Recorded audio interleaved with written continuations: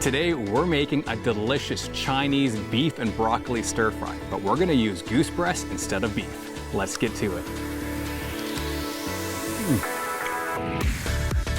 First, slice your goose breast against the grain and on an angle. This will help in creating a tender bite. You're looking for thin, 1/4 inch or less slices.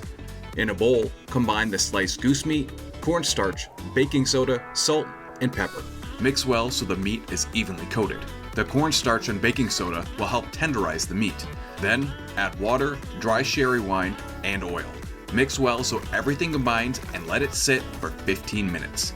To make your sauce, combine the soy sauce, water, sugar, cornstarch, and sesame oil. Mix well until no clumps are visible.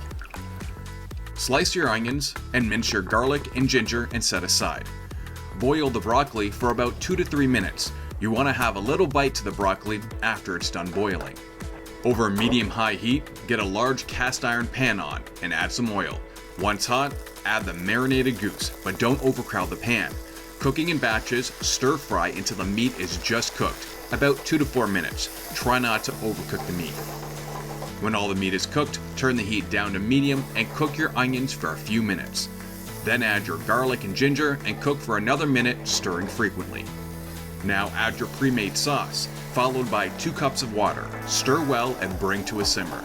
And once slightly thickened, add your goose and broccoli and stir until everything is well coated and warmed through. Plate the dish and add some toasted sesame seeds along with a good squeeze of fresh lime juice.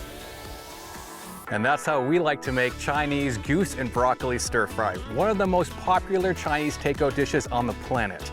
Thanks very much for watching. We hope you give this recipe a try with your own wild game at home or in the field. Be sure to write in the comment what you want us to cook next. And don't forget to subscribe and hit that notification bell so you don't miss our next video.